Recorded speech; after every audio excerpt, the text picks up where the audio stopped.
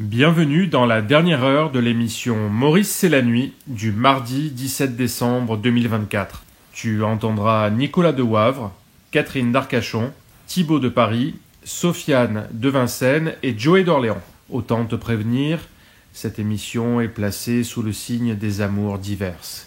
L'amour aveugle de Nicolas, si ébaudi devant la personnalité du patron de son resto, qu'il en brûle les ordures au brasero. L'amour suspendu de Catherine pour les grues cendrées, mais surtout les grues de chantier. Ou l'amour THC de Sofiane pour le peuple bamiléké.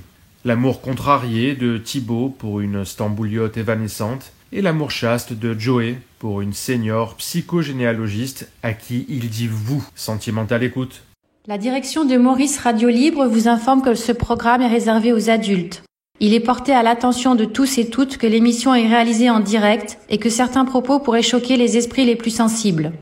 Il vous est donc recommandé de rester vigilant pour éviter toute déconvenue. Maurice Radio Libre vous informe qu'elle ne saurait être tenue pour responsable de toute addiction générée par ce programme. L'équipe entière de la radio que vous avez choisi d'écouter ainsi que le comité des auditeurs actifs vous souhaite une formidable expérience. Pas d'objection?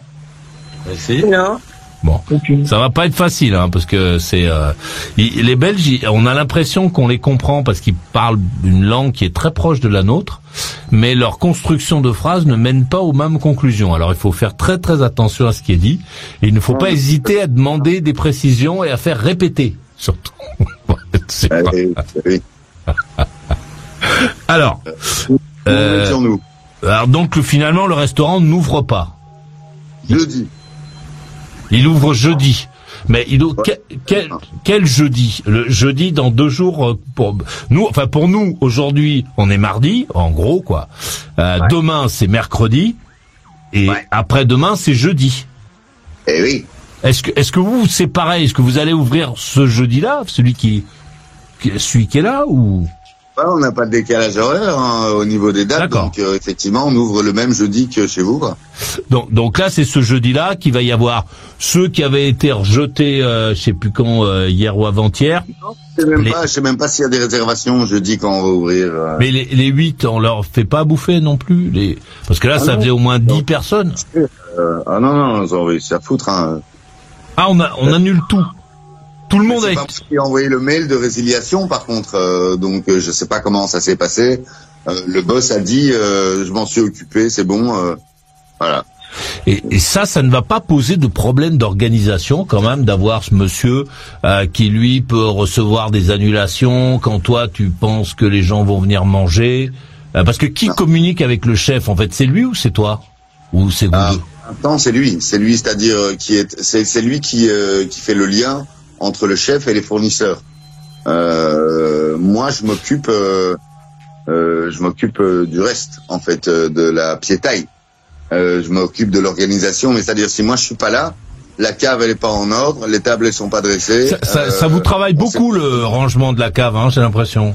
Plus que le nettoyage du frigo. J'ai l'impression que vous, votre truc, c'est le rangement de la cave. Parce que tu y as passé, si je m'intéresse à toutes tes interventions autour de ce restaurant depuis au moins 15 jours ou 3 semaines, tu as passé beaucoup de temps à ranger la cave, hein. Ça doit être un endroit merveilleux. C'est formidable. Mais en fait, non, pas beaucoup de temps dans la cave. J'ai mis 3 heures et demie à faire l'inventaire des boissons de tout le restaurant, ouais. 3 heures et demie à noter sur un bout de papier, ça, il y a autant. Parce que jusque-là, elles n'étaient pas répertoriées, les boissons il n'y avait pas personne ne savait ce qu'il y avait comme boisson dans le restaurant. Mais non, parce que l'ancienne équipe est partie. Donc, quand tu recommences un restaurant et que tu repars un peu de zéro, il faut repartir de zéro. Il faut compter tout ce qu'on a pour savoir avec quoi on redémarre le bousin, quoi. C'est-à-dire que le patron ne reçoit pas de facture des fournisseurs d'alcool, de vin, de tout ça. Il ne sait pas, en fait. Il n'a aucune. Il faisait tout. Et il ne voulait pas que le patron se mêle des factures et des papiers. Mais qui payait les factures de vin, par exemple? Qui paye ces factures? Mais que j'en sais, moi, c'est mon problème. Ah ok, d'accord, excuse-moi. Voilà. Non, moi j'en sais foutre rien. Mais effectivement, je me suis posé la question, je me suis dit, mais en fait, tous les arriérés chez les fournisseurs qui veulent plus venir nous fournir les légumes, etc. C'est parce que on n'a pas payé les trucs. Mais qui n'a pas payé les trucs? Moi, je vais pas aller voir le gars qui est mon patron, qui est l'homme, qui est la personne qui me paye, pour lui dire qu'est-ce que t'as pas payé et pourquoi. Qui suis-je moi pour lui poser des questions T'es quelqu'un qui va s'occuper de son restaurant, donc c'est important de savoir un peu si tu vas pas prendre un coup de, s'il va pas débarquer demain des hommes de main recrutés sur TikTok par les fournisseurs qui vont venir te péter les jambes parce que les factures d'alcool ont pas été payées. Non, pas les jambes, s'il vous plaît, quoi. Non mais je sais pas, c'est très curieux votre organisation. Ce qui fait que quand les gens annulent, donc toi tu es dans le restaurant, le patron a une relation directe avec le chef. Mais toi tu ne sais pas en fait s'il va y avoir des clients, s'ils ont été annulés, s'ils vont venir, pas venir, je sais pas quoi. Bon, de toute façon tu passes ta journée à la cave, toi, non? C'est ça, tu es enfermé dans la cave. Je vous ai expliqué, oui, d'accord, ok, bon. Ah, c'est vrai que tu nous as souvent dit que tu étais à la cave, en tout cas. Bah oui, je m'occupe des vins. Il y a plus de 500 bouteilles à ranger, à inventorer. Qu'est-ce que oui, j'ai passé du temps à la cave parce qu'il y avait beaucoup de choses à faire à la cave, plus qu'à l'étage. Et voilà quoi. Il y a un brasero dehors, un espèce de barbecue rond comme ça, un brasero. Et je me suis amusé aujourd'hui. J'ai remonté 25 cajots en bois, tu sais. Et putain, j'ai fait un feu formidable, quoi. Formidable. J'ai dû emmerder tous les voisins du quartier avec ça. Ah oui. Tellement que ça a bien brûlé. Mais il y avait ça à faire. Il y a les inventoriser. Torier. Pardon. Mais attendez, j'ai pas compris. C'était des caisses à mettre à la poubelle. Tu les as brûlées dans le brasero?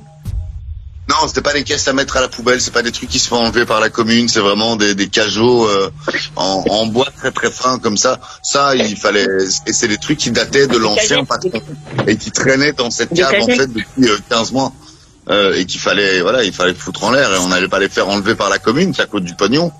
Chaque mètre cube de produit tu fais enlever par la commune. Et donc vous pouvez brûler vos ordures dans le brasero. Je l'ai fait. En tout cas, je l'ai fait. Particulier quand même. C'est marrant, c'est chouette. Ça a bien brûlé, hein. Ok. Et les pompiers ne sont pas venus te demander ce que tu étais en train de faire. Personne ne s'est inquiété de voir qu'il y avait quelqu'un en train de faire du feu au cœur de la ville, faire brûler des cagettes pendant 3 heures. On n'est pas au cœur de la ville, vraiment. Il y avait une baraque à gauche et sinon tout le reste c'est des champs, quoi. Donc. D'accord. Et ça n'a inquiété personne de te voir en train de brûler tes ordures dans le truc. Pardon? Je veux dire, personne n'a été surpris de te voir en train de brûler tes ordures dans le brasero. Non, apparemment pas, mais j'attendais qu'il y ait une personne qui vienne dire, dites, c'est normal la fumée. J'attendais qu'il y ait une personne qui vienne dire ça, mais il y a personne qui est venu. Ça a duré 1 heure, 1 heure et demie, quoi. Mais les cagettes que tu as brûlées ont fait de la fumée? Ouais, parce que je faisais mal le feu, du coup, à un moment donné, tu fous du papier avec des cartons, donc ça couvre les flammes, et quand tu étouffes le feu, ça fait de la fumée, donc j'ai retiré après les cartons, donc le feu reprend. Mais il y a eu des moments où tu avais vraiment des relents de fumée comme ça. Et personne, chez vous, personne ne dit ça, quoi. Personne ne vous dit rien quand vous brûlez vos ordures, des cartons, des cagettes. Non. Tu dirais quoi? Hein? Ah ben moi je te dirais d'arrêter. Moi, si j'étais ton voisin, je te dirais monsieur, il faut arrêter tout de suite. Et si jamais tu ne le faisais pas, j'irais chercher un seau d'eau et j'éteindrais le feu. Et je te dirais monsieur, ne brûlez pas votre. Ça suffit ici maintenant. Ah ben oui, parce que tu mets les gens en danger en faisant du feu au centre-ville avec tes ordures. Sans oublier que c'est complètement insalubre.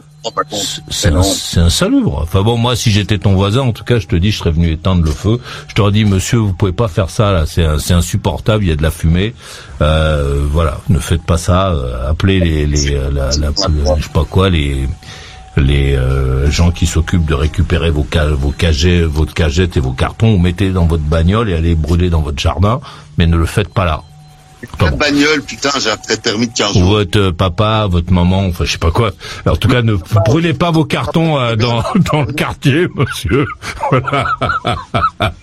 Enfin bon.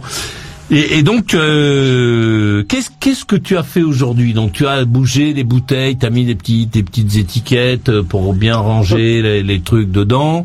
Là, pour le moment, vous ne travaillez toujours pas, hein, c'est ça? 60 cartons que j'ai sortis, mis à l'endroit des cartons où ils enlèvent les cartons. D'accord. Mais vous ne travaillez toujours pas. Vous continuez à faire du rangement, brûler des ordures, discuter, aller au spa. Non, vous n'allez pas au spa finalement. Là, ça commence à prendre forme réellement. Ah. Ça commence à prendre forme réellement. Ça commence à sentir la bouffe en cuisine, la bonne bouffe. La salle est propre. Mais pourquoi? Ah oui. Pardonne-moi, juste pour comprendre. Ça sent la bonne bouffe. Ça veut dire que le chef est en train de faire à manger? Il prépare les bases en fait. Qu'est-ce que c'est? Les bases, Maurice. C'est quoi? Je sais pas, moi. J'essaie de comprendre. Je sais pas. C'est quoi les bases? Qu'est-ce qu'il prépare? Il est occupé de préparer des sauces au poivre qui vont rester 7 semaines dans le frigo. Il est occupé de faire des trucs qu'il va utiliser rapidement. Ah, il fait des sauces au poivre à l'avance. Pardon? Il fait des sauces au poivre à l'avance. Et non, il ne fait. Non, mais j'essaie de comprendre, moi. Tu me dis qu'il fait des sauces au poivre. Des réductions d'écrevisses pour faire des fonds des fonds, quoi. Des réductions d'écrevisses, mais qu'est-ce qu'il en fait des écrevisses alors? Putain, mais je suis pas cuisinier, je suis maître d'hôtel, moi. Bon, parce que moi je connais les mecs qui font des fonds de poule, etc. Mais quand ils ont servi la poule, donc il leur reste les os, au lieu de les foutre à la poubelle avec les carcasses, ils font le truc. Mais en général c'est parce qu'ils ont servi à bouffer. Mais je connais pas bien. Je savais pas que dans certains restaurants on prenait des poules et qu'on les vous les mettez en entier dans les. C'est bien qu'en restauration, dans les restaurants, les fonds de volaille. On fait ça avec des carcasses de poulet. Les fonds de poisson, tu fais ça avec les carcasses d'écrevisses, de scampi, de trucs machin. Oui, mais comment se fait-il qu'il ait des carcasses d'écrevisses alors qu'il n'est pas servi à manger? C'est ça que je saisis pas bien. Oui, il a commandé de la carcasse de poisson. Ça se vend. Ah bon? Ah bon? Oui. Mais oui. Ah bon? C'est-à-dire les gens, au lieu de jeter leurs carcasses, ils vous les vendent. Ah ben merde alors.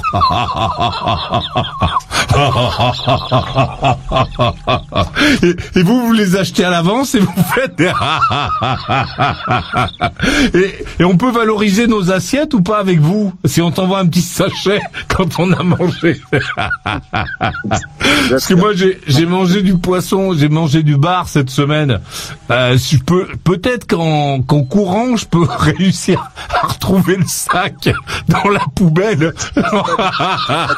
Si je vous l'envoie, vous m'envoyez un peu de caillasse ou pas?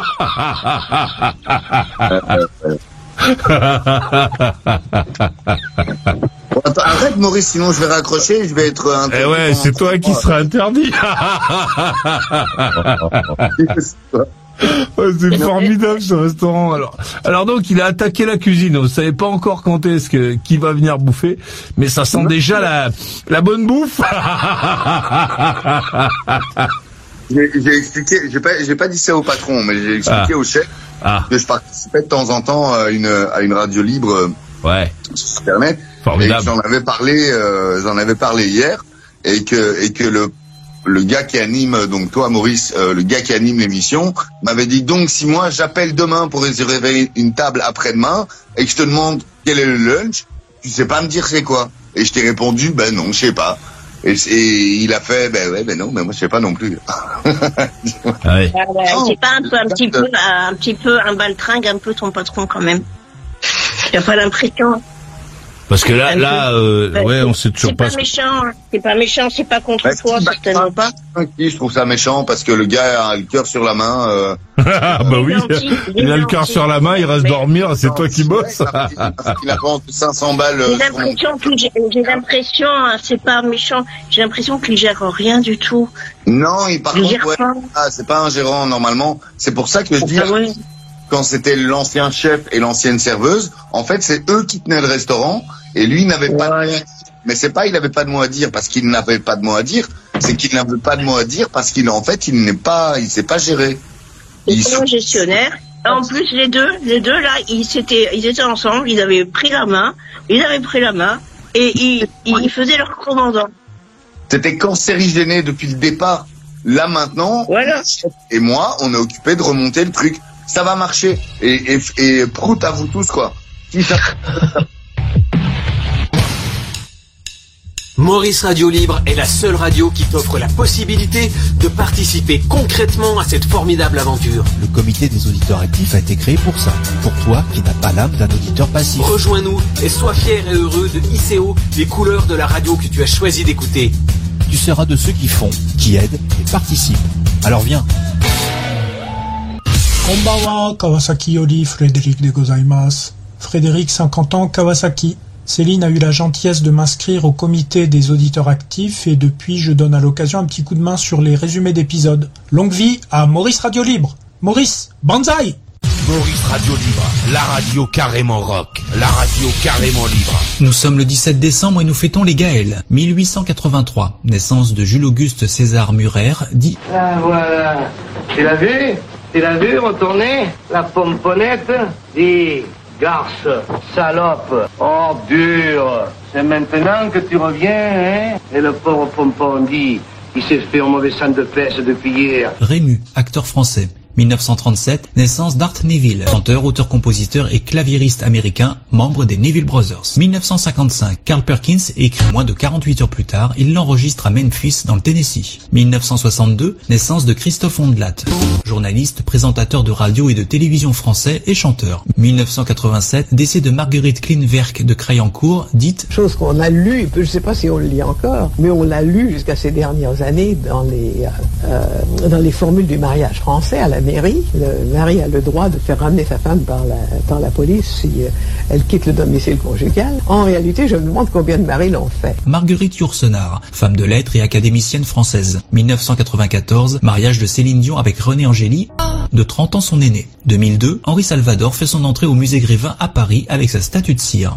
2002, le franc n'est plus la monnaie nationale en France. 2011, décès de Césaria Evora, chanteuse capverdienne. Les gens généreux font de mauvais commerçants, Honoré Balzac. Dragon, l'action pure et dure sera votre cheval de bataille aujourd'hui. Jésus revient, youpi, plus que 8 dodos avant les cadeaux. Lundi, sur Maurice Radio Libre, on disait ça. Je voulais parler je sais pas si vous connaissez la maths, c'est chez les Égyptiens. Les AMAP, c'est chez les Égyptiens? Non, la maths. Les maths? Non, la MAF. Et les mathématiques chez les... La maths.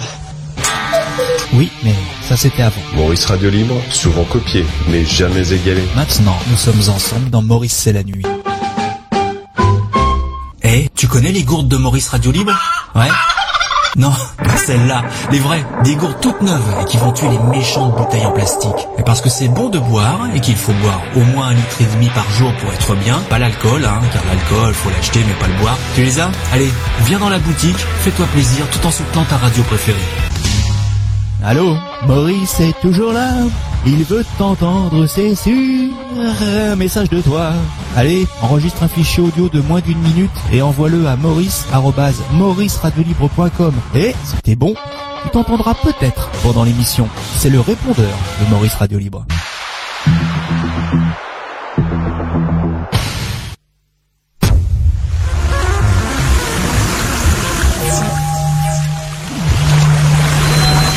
Ouais, message de Philippe, il a 52, il est à Liège en Belgique. Elle dit ceci: salut Maurice, eh bien voilà, nous voilà rassurés, Nicolas va pouvoir continuer à appeler. Hier nous avions eu tous très peur qu'il ne puisse plus venir le soir participer, c'est résolu. Nicolas, vraiment laisse tomber ce boulot, franchement, ça n'a pas l'air sérieux du tout. Ton coup de poker me semble vraiment suicidaire. Ou alors tu fais un peu comme notre amie Sofiane peut-être, tu cherches un sujet de conversation Car oui, comme Maurice, j'étais là hier. Hier, tu nous as bien raconté tout le contraire de ce que tu nous racontes ce soir. Bon, tu ne savais pas ce que ces 8 personnes allaient manger, mais tu avais prévu de partir à 9h pour être sûr d'avoir le temps de tout préparer. Allez Nicolas, un peu de cohérence, sinon nous allons finir par croire que c'est un sketch. Très drôle par ailleurs. Rock and roll et bonne émission, dit-il. Et marrant le copain Nicolas, il est marrant ce mec-là. Hein. On savait pas. Moi, je savais pas qu'il existait ce mec-là. Je savais pas. C'est pour ça que c'est bien cette émission. Et là, pouf, on est tac, tu vois, hop, tu montes sur l'autoroute et il passe et clac, tu le suis et là, tu t'entends. Son existence est formidable. Tom à 34, il est à Clermont-Ferrand, c'est un de mes voisins quand je suis dans le coin. Salut Maurice, j'ai appris que Honda avait présenté un nouveau moteur V3 suralimenté par un compresseur électrique. Que penses-tu de cette technologie? As-tu des infos supplémentaires pour moi du jamais vu? Apparemment, ils avaient sorti la NSR 400 en V3. Et ouais, à part ça, mais c'est les pistons ovales et tout, la NSR, hein, c'était SP. Hein. Bonne soirée, rock and roll. Honda a sorti un V3 suralimenté. J'ai lu ça un peu en diagonale, il me semble. Mais bon, moi, les petits moteurs, enfin, à moins que ce soit un gros litrage, il y a aussi les gros litrages. Hein. Mais si c'est un petit moteur, enfin, moi, en V, ça doit être un petit moteur, je pense, non? Je sais pas, à voir. Mais bon, c'est vrai qu'aujourd'hui on fait que des petits moteurs. Tavares a essayé à tuer le Himai, le Hemi, donc le V8 Chevrolet là. Il l'a tué. Il a décidé d'arrêter de faire du V8. Et heureusement ils l'ont foutu à la porte et ils ont dans les cartons un autre V8 qui vont ressortir parce que les Américains ils aiment bien les V8. Et je trouve ça bien, V8, des gros cylindrés, 6 litres 3, 6 litres 2, 7 litres. Tu vois, ils sont pas peur. Là, ils font, voilà. Moi, là, les petits moules bif, là, ouais, tu vois, c'est ce que je trouve, dommage dans l'Alpine, la Renault, là, qui est, le dessin est magnifique, la voiture est très jolie, elle est vachement bien réussie et tout ça. Mais le petit moteur là, tu vois, on aurait mérité un 2 litres, un 3 litres, un truc sauvage quoi, un truc, une brute épaisse, avec des développements formidables que les gens dans les ateliers, tu vois, puissent s'amuser, lui sortir des chevaux, tu vois. Alors que bon, 1800 cm3, bon, je sais pas d'ailleurs combien de bornes elles font ces caisses là. Au bout de combien il faut tout foutre à la poubelle pour recommencer. Enfin bon. Sofiane à 42, il est à Vincennes. Présent, Maurice. Thibaut à 41, il est à Paris. Ouais. Pas de nouvelles de la petite là, non rien. Là. Non, c'est toujours porté disparu. Nicolas à 40, il est à Wavre en Belgique. Oui. Catherine à 59, elle est à Arcachon. Je suis là. Joey, 49 à Orléans. Oui. Bon, si ça vous embête pas, on fait encore un petit tour à Wavre, puis après on bondit à Arcachon, Orléans, et on retourne à Vincennes. Ça vous va ou pas? Ouais. Yes. Pas de protestation. Alors Nicolas, on en est où? Alors là, maintenant, tout est propre, tout est carré. Là, ça fait au moins 1 mois et demi que t'es là-dessus. Ça y est, il est prêt, le restaurant? Il est prêt?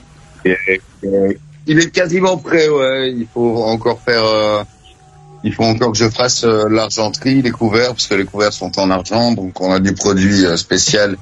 Mais il y a aussi 300 couverts, il y a 150 fourchettes, 150 couteaux, petits couteaux, petits grands couverts, des couteaux à beurre, des fourchettes à huîtres, il y a des comment on appelle ça? Des couteaux qui font fourchette. Tu vois? Non, des cuillères qui font fourchette comme ça. Ah bon? Enfin, des blagues, Nico. Des cuillères qui font fourchette. Ouais, c'est marrant à voir. Hein. C'est des trucs de camping. Pardon, excusez-moi. Je peux dire une blague, mais elle est nulle, ma blague. Je peux dire? Ouais, si elle est nulle, ça va. Bah, elle est nulle, super nulle. Je vais trouver ça où, moi, des couteaux aztèques? Je sais pas, au Mexique. Quoi? Bon, alors. Je vais trouver ça où, moi, des couteaux aztèques? Ah oui, des couteaux aztèques au Mexique. Mais oui, aztèques au Mexique. Ah ouais. Eh ouais, des couteaux aztèques au Mexique. Ouais, les aztèques. Chez nous, on appelle ça des trancheurs. Ouais, mais moi j'appelle ça des couteaux aztèques, mais moi je vais pas au Mexique. Tu vois, c'est des trancheurs, quoi. Ouais, au Mexique, aztèque, ça, ouais, ça va. T'as compris quand même. Elle est bien quand même, hein. C'est le principal. Ça me fait plaisir. Donc ouais, non, demain, il y a l'argenterie. Je dois plier les 60 cartons de vin. La salle, les tables sont propres, elles sont disposées. Il faut les dresser, les serviettes sont déjà mises. Je dois remplir tous les télépoivres, enfin re-remplir tous les télépoivres. Et ça, dès que j'aurai un serveur en dessous de moi, ce sera une tâche qui sera chaque semaine, chaque premier jour, si c'est le lundi ou le mardi, c'est remplir tous les. Enfin, tu vois. Le plus gros, on va dire que le plus gros est fait. Le plus dur, le plus physique est fait. Maintenant, c'est des détails en ce qui me concerne pour mon travail. Et maintenant, le reste, c'est le chef qui doit nous sortir son menu, sa carte et son bordel, parce que je peux donner une petite astuce ou pas? Ouais, vas-y.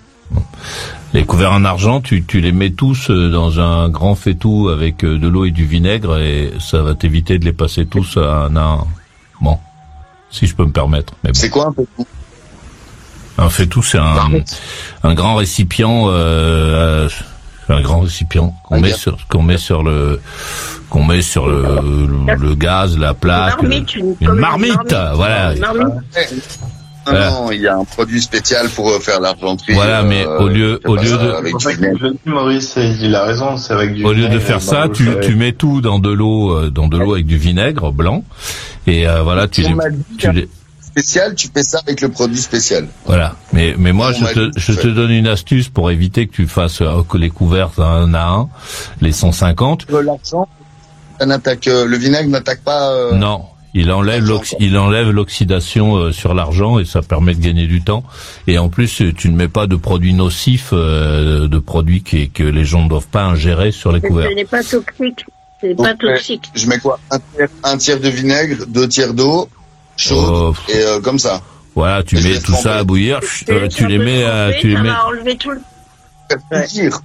Tu fais chauffer l'eau avec le vinaigre, tu mets les couverts dedans, comme dans un lave-vaisselle, l'eau est chaude. Donc tu mets dedans, et puis ensuite tu les retires, ils sont clean, t'as plus qu'à les sécher, et voilà, terminé. Et c'est bien, ça va briller tout. Voilà. Et c'est le meilleur plan. Voilà. Et tu t'en mets dedans, alors je sais pas que les proportions, t'en mets dans un grand faitout, tu fous, je sais pas quoi, la moitié des couverts d'un coup. Un tiers de vinaigre quand même, voilà, et puis le reste d'eau chaude, quoi. Bon. Voilà, et puis tu verras, c'est... Ta bouteille de vinaigre avec 2-3 bouteilles de vinaigre, ensuite tu laisses bien tremper dans l'eau bien chaude, ensuite tu essuies, you pump it up, et c'est bon. Et voilà. Boum. Et comme ça, tu évites de t'emmerder à prendre les couverts un à un, à mettre du comment ça s'appelle encore le produit dans la bouteille rouge, là, blanche et rouge, le truc, la crème, là. Comment ça s'appelle ce produit là? Après t'as les mains dégueulasses. Comment ça s'appelle? C'est bon. Le Destop. Oui, de toute façon c'est toujours en métal argenté parce que l'argent c'est mou, hein, sinon. Donc là c'est toujours les couverts sont toujours du Mirror. Voilà, merci Christo. Voilà, ça t'évite de foutre du Mirror sur les couverts parce que le Mirror par contre c'est toxique. Bon, enfin voilà. Mais c'est bien. Donc là, qu'est-ce que vous dites? C'est marrant parce que sur le bidon de 5 litres de produits roses pour l'argenterie, derrière, il n'y a pas de mode d'utilisation, il n'y a pas de truc d'utilisation. Il y a juste une tête de mort. Attention, peut altérer la fertilité, peut faire mal au fœtus. Il y a juste une tête de mort. C'est quoi, les sons, ils le poivent ou quoi? Je sais pas, je comprends pas. Non, je vais retenir la suce de Maurice. Mais oui. Je retiens la suce. Mais oui, et donc vous allez faire les couverts en argent comme ça, tout hyper régulièrement. Vous fatiguez quand même dans ce restaurant. Les couverts en argent, tu dois les faire plus ou moins tous les 2 semaines, l'argenterie. Régulièrement. Écoute, c'est comme ça. Il y a plein d'hôtels qui utilisent de l'argenterie et les gens se cassent le cul à nettoyer leur argenterie. Ouais, enfin, ils sont pas deux dans le restaurant, quoi. Je veux dire, ils ont du personnel, non? Parce que là, c'est beaucoup de travail, quoi. Non? Il y a moi et le chef, là. Ouais, mais c'est beaucoup de travail pour un résultat qui est... Surtout que vous savez même pas ce que vous avez filé à manger aux gens, donc peut-être vous ne croyez pas que vous devriez commencer par savoir ce que vous avez donné à manger aux gens, non? Mais on sait. Le chef alors le chef, il est extrêmement bourru. Il parle pas beaucoup. Il est très désagréable, mais par contre, c'est une machine de guerre.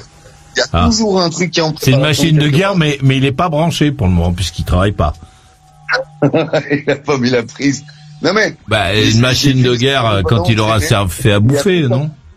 Il y a tout un menu à l'écrit qui est fait, mais c'est-à-dire c'est pas imprimé, on n'a pas encore de carte à donner au client. D'accord, donc mais tu sais, c'est-à-dire ce qu'on va servir, il l'a écrit, il l'a défini. Donc maintenant, tu sais ce que c'est. Il commence à préparer les bases. Tu sais ce que c'est. Et il commence à préparer les plats maintenant. Les bases. Mais c'est bon. Okay. Donc on ne mange pas des trucs frais chez vous, on mange des choses qui sont faites à l'avance. Ça fait un peu frissonner, non? Cuisine pour 50 et on n'habille pas à Clermont-Ferrand, nous. Ah oui. Tu vois? Enfin, je veux dire. Ouais, mais en revanche. C'est-à-dire qu'il y a des trucs que tu peux. Oui. Il y a quelques trucs. Juste pour ton. Oui. Juste pour ton information, à Clermont-Ferrand, il y a notamment un restaurant qui s'appelle Le Pré, qui lui a 2 étoiles au Michelin. Voilà. Mais je sais pas combien vous avez d'étoiles au Michelin, vous. Mais je te le dis, comme tu dis, on n'est pas à Clermont-Ferrand. Manifestement, eux, ils savent faire. Donc je te le dis, comme ça, tu seras pas. On ne comprend pas. J'ai pas compris. Oui, non, dans 2 mois, vous serez pas au Michelin. Mais, enfin, de toute façon, vu votre organisation, non, vous pouvez même pas avoir une petite toque chez Goemio. Vous n'aurez rien. Parce que c'est bizarre, votre organisation, quand même. Le mec, il fait les sauces alors que le restaurant est pas ouvert et qu'on sait pas ce que vous avez bouffé. C'est quand même bizarre, non? La plaque de Goemio, elle est affichée à l'entrée du restaurant. Je la prends en photo demain et je te l'envoie par mail. Mais alors que le restaurant n'est pas ouvert, ils vous ont envoyé un truc. Goemio, c'est le restaurant dans lequel comment ça s'appelle, la chambre froide, il y avait des produits pourris dedans. Et Goemio, ils vous ont envoyé par la poste. Moi, le restaurant est ouvert. 15 mois, ils ont eu le temps de se faire une réputation. Là maintenant, ça fait. Mais c'est bien le restaurant dans lequel il y avait des trucs pourris dans la. Il y avait des trucs pourris dans la cave, là, dans la chambre froide. Ça, c'est un restaurant qui est. Mais c'est fini, ça, c'est terminé, elle est propre. La chambre froide, elle est nickel. Qu'est-ce qu'il raconte? L'inspection de l'hygiène des restaurants peut venir demain. On n'aura que des V verts. Tu vois? Partout. Est-ce que vous avez fait un petit peu de communication pour qu'il y ait du monde qui vienne manger une fois que l'argenterie sera rutilante? Facebook, ouais. J'en ai fait pas mal sur Facebook pour l'instant. Le chef me dit qu'il a contacté une webmaster qu'il rencontre vendredi. Je comprends pas pourquoi il a besoin d'une webmaster. Enfin, soit. Mais moi, j'ai fait blinder publications. J'ai demandé à tous mes potes de la restauration de relayer le poste. Du fait qu'on cherche soit un chef de rang, soit un second de cuisine, et il y a un autre avec des photos du restaurant, des plats, etc. Plus le 1er janvier, normalement, on est ouvert et on est en mode choucroute 4 ou 5 viandes avec tout un menu champagne, cocktail, bazar. Le cocktail, c'est moi qui l'ai créé. Mais oui, il y a de la communication, il y a de la visibilité sur le web, ouais. Vous avez Mais le une petite chouille samedi, je sais pas, vous faites pas un truc samedi pour rameuter du monde Si on ouvre jeudi, on peut pas faire une soirée d'ouverture événementielle jeudi le plus tôt qu'on a pensé avec le patron, c'est le 1er janvier, quoi. On peut pas parce qu'on n'aura pas le temps de faire une soirée d'ouverture au spa, Nico, au spa. Avec les clients. Mais je rigole, Nico. Ah oui, bien sûr. Dans le sauna avec des scampis. T'as pas besoin de pieds. Voilà, avec des... Je rigole. Nico, ton sens de... Excuse-moi, Nico, je me permets, mais ton sens de l'humour est fragile sur toute cette histoire. Hein. T'es souvent à deux doigts de nous claquer la porte. Et des tapeurs de peau. Quelqu'un de très... Non, mais parce que tu es sensible, parce que ça te tient à cœur. Non, c'est pas de la méchanceté, c'est juste un peu de vérité, un peu d'humour et un peu de prudence, c'est tout. T'inquiète, je le prends pas mal du tout. Mais effectivement, non, c'est vrai que parce qu'on n'est pas méchant avec toi, hein, vraiment. Non, je sais, mais moi-même, je suis comme vous. Je sens que le truc, c'est le moteur, c'est. C'est bancal. Teuf, tu vois, c'est le Steamboat Willie de Mickey, le premier dessin animé de Mickey, où le bateau il déconne tout le temps avec le moteur. C'est un truc qui a du mal à démarrer, mais qui va démarrer. J'ai l'impression qu'à chaque fois, à chaque tournant, il y a un retard, un truc, qui fait que l'autre il s'en va, l'autre il part avec l'avance, l'autre ici, l'autre là. C'est normal, hein, ça. Ça me fait penser à Flagada Jones, le personnage dans... Moi, je pense qu'il ferait mieux toujours en avion, là. Il ferait mieux d'écrire des livres, peut-être, non? Que de voir un restaurant. Ravi m'a déjà proposé, il m'a dit, Nico, pourquoi t'écris pas un bouquin sur ta vie? Je dis, parce que j'ai pas le temps. Je suis dans la cave à vin. Bon, très bien. Allez, on va écouter Catherine Arcachon, puis José Orléans. Allez-y, Catherine. Ben moi, contrairement à ce que vous dites, j'ai pas regardé la télé, j'écoutais à moitié endormi, et puis il y avait Nico, alors j'avais Thibaut, et déjà son histoire palpitante. Nico, j'ai dit, oh putain, mais Sofiane, mon chouchou, bien sûr, ben avec qui je dois aller manger des moules, je sais pas où, je sais pas quand, et bien sûr à Maurice. Et moi, je fais de la peine, c'est ça? Non, je voulais savoir ce qui se passait, pourquoi tu étais là, puisque normalement tu n'étais pas censé être là, tu devais être au travail. Donc j'ai dit je vais appeler, et puis j'étais branchée moi en train de regarder des grues sur internet, parce que j'adore les grues. Et ça n'a rien à voir. Non, les grues mécaniques. Et j'aime beaucoup les grues. Et en fait en allemand ça se dit crâne. Et même les grues oiseaux se disent crâne aussi. Et là, vous allez dire, elle est complètement timbrée. Non. J'aime les grues parce qu'elles sont belles. Elles sont belles dans le ciel, dans le soleil couchant, les grues mécaniques, hein, et les vraies grues oiseaux aussi. Mais je sais pas pourquoi je suis passionnée par les grues. C'est comme les crânes. Et puis ça se dit crâne. Ça se dit crâne en allemand. Ou crane en anglais, les grues. Et ça me fascine, mais c'est pas pour ça que je suis venue. Cette dame, mais qu'est-ce que je fais là? Mais qui sont ces gens? Non, je suis venue parce que... J'espère qu'on aura un chant. Voici venu le temps des rires et des chants. Allez-y. Non, mais...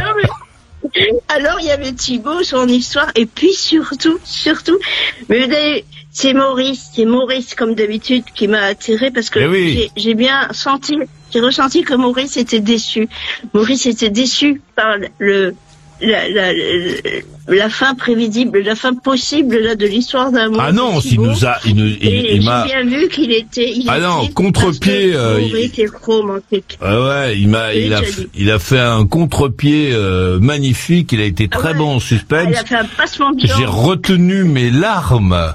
Mais moi, je pense savoir à quel moment j'ai capté le cœur de Maurice dans cette histoire. Quel élément t'as beaucoup plu, Maurice, c'est le fait qu'il y ait un voyage. Un voyageur. Le fait que l'enjeu soit un voyage à Istanbul, je pense que ça t'a parlé. Ouais, oui, parce que Maurice, il était à fond dans Istanbul et tout, et après, toi, mais oui, parce que je les imaginais tous les deux se tenant la main dans les rues d'Istanbul, marchant comme ça, et je pensais que c'était ce qu'il allait nous annoncer. Il dire, oui, Maurice, tu vois. il y était déjà. Ah, moi, j'étais déjà à Istanbul, moi. Tu coupes son rêve. Bon, vous êtes moins déçus. Alors parce que Maurice, lui, il ne se permet pas ce genre de choses romantiques. Non. Parce qu'il est pas il dit qu'il est pas comme ça. Mais non. En fait, il l'est, mais il veut pas le dire. Mais oui, je veux pas le dire, ça me gêne. Non, je sais, Maurice, je sais. Mais... ça reste entre nous. Oui, ça reste entre nous. Que ça ne sorte pas d'ici. Ça ne sort pas d'ici. Donc, Maurice, il était parti à Istanbul avec les trucs, ouais. Et toi, tu lui détruis son rêve. Mon Dieu. Et ça m'a fait de la peine, tu vois. Ouais. J'étais prêt à me palucher le soir en pensant à ta copine. Alors, en fait, c'est à toi qu'il faut que j'envoie des photos, c'est pas elle. Ouais, donc, bon, voilà, donc je sais pas trop, je suis un peu désœuvré, quoi, tu vois, pour ce soir. En vrai, réellement, sincèrement, parce que je dis pas que des bêtises, j'ai trouvé ça mignon, quand même. Ouais. J'ai trouvé ça mignon. Mais oui. Et toi, Thibaut, bon, ben, je comprends aussi ton point de vue, parce qu'elle s'est fait sa stragne et tout, c'est bon. Non, mais lui, il a un cœur de pierre. Non, lui, il a un cœur de pierre. Ouais. Il n'en a rien à foutre qu'elle ne poursuive pas, qu'elle lui dise salut, merci pour tout. Il va lui renvoyer les cadeaux de Noël parce qu'il veut pas les foutre à la poubelle. C'est son côté un peu écolo, tu vois. Il se dit, bon, vaut mieux qu'elle les jette à Ankara plutôt que je les foute dans ma poubelle. Puis en plus, il sait même pas dans quelle poubelle. Est-ce que je les jette avec le papier ou pas? Donc... Non, c'est pas si simple que ça. Il en a rien à foutre. Parce que il attend quand même une réponse, pas par rapport à la valeur marchande des cadeaux. C'est juste parce que ça peut pas se finir comme ça. Moi, je suis comme Maurice, je suis romantique. Non, puis le feuilleton était vachement bien, c'était beau, elle avait tout, il était beau, ils avaient un projet qui était un peu original, tu vois. Ils n'allaient pas à Punta Cana, tu vois, ils allaient à Istanbul, ça a quand même une autre gueule, quoi. Istanbul, une ville de culture, où il y a des choses à voir. Tu dis ça peut pas se finir comme ça, mais souvent ça se finit comme ça ne devrait pas pouvoir se finir. Mais peut-être qu'il y a un moyen de quand même un petit fil à tirer juste pour qu'on sait jamais. Tu l'aimes ou pas? T'es amoureux d'elle ou pas? Non. Je sais pas. Non, il est pas amoureux, je pense. Moi, je pense que j'étais beaucoup plus amoureux d'elle que lui. Écoute, je vais envoyer les cadeaux et je vais mettre dedans un petit mot, c'est de la part de Maurice. Voilà, on sait jamais. Et puis toi, Thibaut, si t'es OK pour venir dans ta chambre, donc si Maurice part à Istanbul avec ta meuf... Et le 12 janvier... Ah non, il y a Sofiane, oh merde, et Nico. Et le 12 janvier... Je suis à Istanbul. Ouais. Mais moi, j'ai été un peu échaudé par quelques débordements comme ça, donc ça m'a un peu refroidi de se projeter sur le long terme. Mais alors, Cathy, qu'est-ce que tu ferais, toi?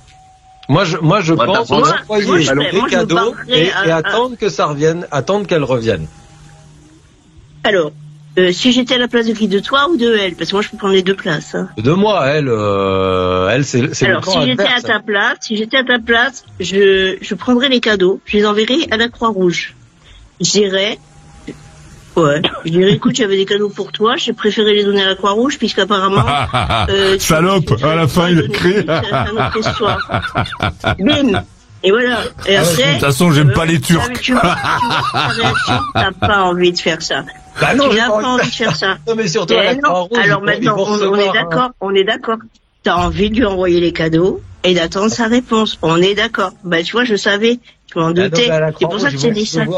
Ils vont recevoir un livre des chats dans Paris. C'est pour ça que je t'ai dit ça. Pour voir ta réaction. Et ta réaction, elle est elle est flagrante. C'est que tu as envie de lui envoyer ses cadeaux parce que tu as envie qu'elle te réponde. On est d'accord. En réalité, la première chose, c'est vrai que j'ai envie qu'elle ait ses cadeaux. Parce que je les ai. Oui, mais pourquoi tu ne lui envoies pas la Croix-Rouge? Parce que tu veux lui donner à elle. Pourquoi? Parce que tu as envie d'avoir un retour. Et c'est vrai que si si ça peut lui donner envie de d'accord. Ouais, de renvoyer un message, voilà, ouais. Comme disent mes amis musulmans, il ne faut pas se voiler la face. Il faut faut que tu sois. Non, je rigole. C'est une sale blague. Les couteaux à steak, les musulmans, si tu continues tes histoires. Les couteaux à steak. En revanche, moi je vois bien quand je te dis envoie tes cadeaux à la Croix-Rouge, tu veux lui envoyer, tu as envie qu'elle les reçoive, tu as envie qu'elle te réponde. Alors ça veut dire quoi? Il y a un petit peu quand même de quelque chose, quoi. Il y a énormément d'affection. C'est vrai que amour, c'est un grand mot, mais non, mais il y a que t'as quand même quelque chose. Tu peux pas laisser l'histoire se terminer sur ce qu'elle t'a dit là, parce que tu as pas répondu en temps et en heure à son message. Bon, elle est un peu casse-bonbon, on va dire, mais tu peux pas te dire on va rester sur ce. Ouais, ok, c'est bon, tu réponds pas, d'accord, allez, merci, salut. Non, c'est pas possible. Et qu'est-ce que tu dis à quelqu'un qui t'envoie chier comme ça? Qu'est-ce que tu lui dis? Je dirais que je suis désolée, je pense que je t'ai blessé en ne répondant pas à ton message. J'ai relu ton message et j'ai vu que j'avais été extrêmement maladroit. Donc j'en suis désolée, je te demande pardon, je t'envoie ces cadeaux, j'espère qu'ils te plairont et j'espère que d'avoir de tes nouvelles. J'espère avoir de tes nouvelles et qu'on pourra partir en voyage parce que je tiens à toi, parce que j'ai envie de partir avec toi et puis après on verra. Voilà. Putain, je suis forte, moi. Ok, c'est noté. Tu peux lui offrir un champ de grue aussi pour Catherine. Ouais, pour moi, un champ de grue, j'aimerais bien un champ de grue. Les pelleteuses aussi, j'adore les tractopelles aussi. Mais les engins, toi. Enfin, voilà. C'est pour ça que j'ai appelé, en fait. C'était pour toi, surtout. Oh, merci. C'est gentil, ça m'a fait plaisir quand je t'ai vu débarquer. C'est vrai, non? Ah oui. Tu vois, tu m'as touché. Ouais, finalement, Thibaut, donc, quand t'as débarqué, je me suis dit, il y a Cathy. Thibaut va partir avec Catherine à Istanbul, finalement. Le 14 janvier. Il a encore son, un truc en groupe, il y a pas de... Il a encore son billet d'avion. Et attention, Catherine, dans Istanbul, il y a boule. On va écouter les choses. Eh oui, Istanbul, tu prends les boules à Istanbul, tu as des malaises en Malaisie, tu vas au Balabali, tu fais tes bails à Dubaï. Prends-moi les boules, peut-être, à Istanbul. Allez-y, Joël, c'est à toi de parler. Oui, bonsoir. Alors vous m'excuserez, j'ai pas vraiment participé, j'ai écouté, j'ai loupé quelque chose. Il y a un truc que j'ai pas compris au sujet du restaurant et du spa. C'est-à-dire, il va avec son patron dans un spa. Ouais, il est vraiment accro à son patron, je crois. il passe plus de temps en slip avec son patron que de temps à servir dans le restaurant, en fait. Ouais, bonne question, on n'a pas eu beaucoup d'éléments dans ça. En tout cas, il aime beaucoup, hein. Nicolas, on sait pas pourquoi il aime autant ce monsieur. Sinon, il irait pas à la cave, hein. Ouais, c'est ça. Ouais.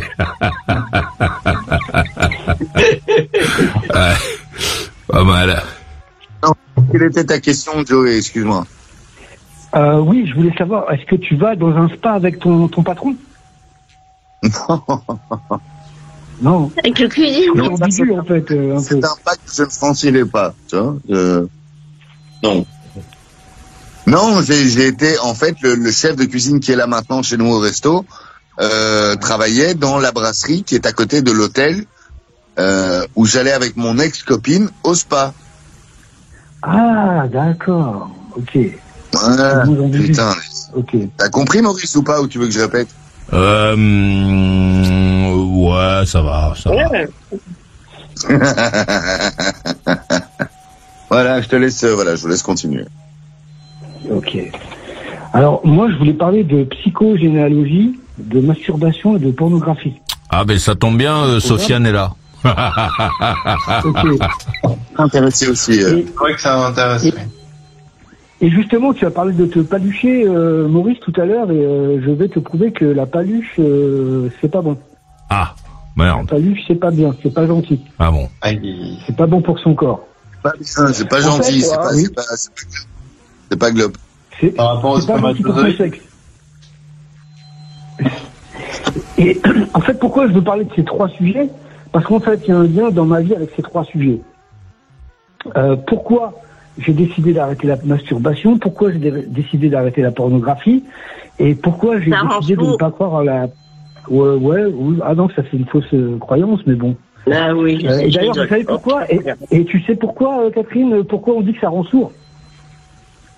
C'est parce que quand tu te paluches, tu... Non. En fait, il se trouve que on a remarqué, quand on se masturbe, eh bien, à la fin, après l'orgasme de la masturbation, on a un certain bourdonnement en fait au niveau des. Il peut arriver. Alors tous ceux, j'invite tous les hommes à se masturber ce soir et ils se rendront compte que effectivement il y a un petit bourdonnement. Et donc la légende veut que vient de là en fait. Enfin la légende ce propos-là vient de ce bourdonnement en fait. On entend un bourdonnement. C'est ça que tu dis, on entend.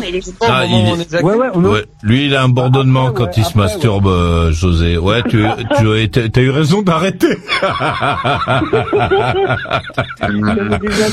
mais parce que rassure, pour bien comprendre, toi, quand tu te masturbes, tu la tapes sur une table, c'est ça, non?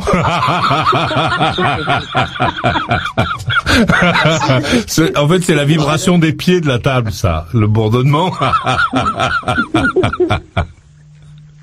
Ouais. Et en fait, dites-moi, il n'y a pas de latence là, cette fois-ci là quand je parle. Ah, ça y est, il commence à se dérégler là, le mec. Qu'est-ce qu'il y a Tout allait bien, il avait bien commencé. Moi, je vais vous parler de psychogénéalogie. Pourquoi? Parce qu'en fait, j'ai rencontré une femme cet été, au mois d'août. J'ai dragué une femme. Alors, faut savoir que moi, j'aime bien les femmes un peu plus âgées que moi, parce que je les trouve un peu plus classe que les jeunes femmes. Oui, c'est vrai. Même si... Comment? C'est vrai, oui. Ça dépend lesquels.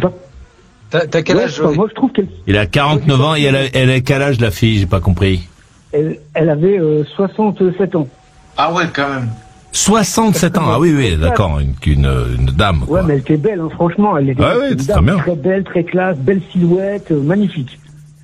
Il se trouve que je l'ai dragué, hein. Ça s'est bien passé, on a échangé.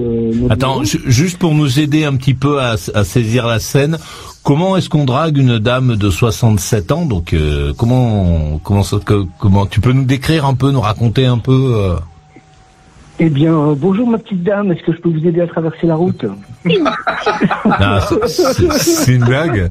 Là, tu te moques, non? Non, pas du tout, bien sûr que non. Non, je l'ai dragué. Comment? Où? C'était où? En fait, c'était où? J'étais dans un parc et elle marchait.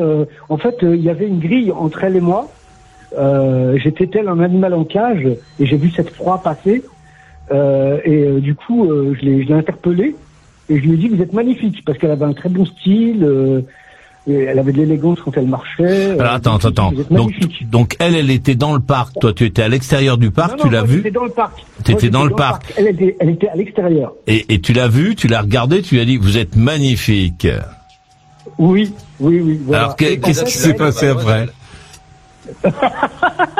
Non, je n'ai pas dit mademoiselle. Non, je suis pas parce que la plupart des nanas, quand on dit mademoiselle, elles détestent, sauf à partir d'un certain âge. Non, j'ai dit vous êtes magnifique, madame. Et t'as pas dit ouais, t'es bonne, toi.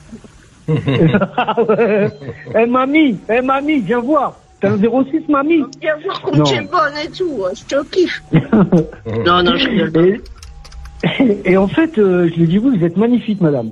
Elle s'est retournée, elle m'avait pas vu, elle s'est retournée, elle a souri et elle s'est rapprochée. Elle m'a dit pardon et je lui ai dit oui, vous êtes magnifique. Et là, elle m'a fait merci, c'est gentil. Et on commence je vois que le feeling commence. Enfin, je lui dis oui, là vous êtes pressé. Elle me fait oui, je vais rejoindre des amis, je vais manger au restaurant. Je lui dis bah écoutez, on peut peut-être échanger nos numéros. Et là elle me dit pourquoi pas. Et du coup je sors du parc et on se rejoint à l'entrée du parc. Et là je la vois arriver souriante. Bon je me dis bon bah c'est bon déjà le premier contact se passe bien. Ah ouais. Et du coup je prends son numéro. Et là, je vois qu'en fait, quand elle me donne son numéro, je lui donne mon numéro, elle me bip, et quand elle me bip, je vois le nom d'une société. Et je lui demande, mais qu'est-ce que c'est? Elle me fait, ah oui, j'avais une société avec mon mari avant. Je l'ai tué et je sors de prison. Je l'ai découpé en morceaux. Et la société que vous voyez, c'est l'église de Scientologie. Pourquoi? Qu'est-ce qu'il y a? et non, en fait, c'est vrai qu'elle était veuve. Elle était veuve. Et du coup, elle m'explique qu'elle avait une société avec son mari. Voilà. Bon, elle m'en dit pas plus. Et puis, je me renseigne sur la société. En fait, je vais diguer un peu. Enfin, pas diguer, mais je vais sur un moteur de recherche. Et puis. Je cherche la société et je me rends compte que cette société est en lien avec la psychogénéalogie. Aïe, mon Dieu. Alors la psychogénéalogie. Alors donc moi, dès que j'ai vu psycho, je me suis dit waouh. En plus moi, mon kiff c'est les femmes intellectuelles. Moi, je suis plutôt artiste et j'aime bien les femmes intellectuelles parce que je trouve que ça crée un certain équilibre dans le couple. En fait, voilà, elle est plus rationnelle et moi, j'ai l'esprit qui. La psychogénéalogie, je sais pas si c'est très rationnel. Hein. Merci Cathy. Bah effectivement. Mais moi, je ne connaissais pas. Plus qu'un restaurant, je fuirais vraiment. Mais moi, je ne connaissais pas la psycho. Moi, j'ai vu psycho, je me suis dit, waouh, c'est limite une psychiatre. Ouais, en fait. psychotique, oui. Et en fait, je me suis intéressé à la psychogénéalogie. J'ai vu qu'elle faisait des vidéos, elle avait une chaîne YouTube, et j'ai vu ces vidéos. Alors, la femme, voilà, elle s'exprime devant les gens, elle fait des conférences, elle a une petite blouse blanche, donc je me dis, ah ouais, blouse blanche, donc il y a un côté médical, donc voilà, je me suis laissé un petit peu... Comment? La blouse blanche, c'est sympa, c'est sexy ça. Ouais, moi je suis un peu naïf quand même. Tu es trop artiste. Non, je ne connaissais pas. Non, j'étais pas naïf parce que j'aurais été naïf si j'avais pas poussé l'investigation. Je me serais laissé emporter par psychogénéalogie et par une blouse blanche. Non, j'ai poussé, j'ai cherché à savoir ce qu'était la psychogénéalogie. Et donc en fait, elle m'a impressionné par ses connaissances, par son élocution, sa manière d'être à l'aise sur une scène devant un public, sa blouse blanche, psychogénéalogie. Waouh, alors là, je suis tombé sous le charme. Et je m'intéresse pas encore trop, je pousse pas trop l'investigation de la psychogénéalogie. J'attends un peu, je vois juste, voilà, vite fait, je survole un peu. Et je suis sous le charme encore parce que j'ai pas poussé l'investigation. Et là je l'appelle. Et là tu as envie d'y croire. Tu as envie d'y croire. Ouais, j'ai envie d'y croire. Ouais, j'ai envie d'y croire. Donc je l'appelle. Premier contact téléphonique après leur rencontre. Donc ce que j'aime beaucoup moi c'est qu'il y a le vouvoiement. Et moi j'aime bien vouvoyer. Donc dès qu'elle tutoie, ça perd de son charme et j'aime moins. Donc d'ailleurs elle m'a tutoyé à un moment quand elle m'a laissé un message et ça a perdu de son charme. J'avais plus trop envie de la revoir. Ouais, toi t'es un barjot quoi. T'es un dingue toi. Pardon, excuse-moi. Comment tu m'as dit quoi? Non, rien, c'était une réflexion personnelle. Elle m'a tutoyé, ça a perdu son charme, oh là. Ouais, moi je suis comme ça, moi je suis très intellectuel, moi, dans la relation. Non, mais c'est dans le fantasme, complètement, quoi. Ouais, voilà, après, c'est bien, super. Oui, tu voulais pas juste te faire monter, tu voulais te faire coller monter. Et du coup, donc on parle, on a une petite discussion téléphonique et on décide de se voir. Donc on décide de se voir autour d'un verre. Alors moi je lui propose de boire un verre parce que je vais pas l'inviter au restaurant directement. Je me dis on va déjà boire un verre, voir comment ça se passe et après je pourrais investir un peu plus si la relation le permet. me donne envie. C'est investir du temps, surtout. Oui, c'est pas la somme qui compte, c'est le premier encart, c'est important qu'on puisse s'en sortir. Voilà, c'est bien de boire un café, un verre, vite fait, pour voir si ça colle ou pas. Voilà, que la personne sache qu'elle peut se barrer à n'importe quel moment, juste en...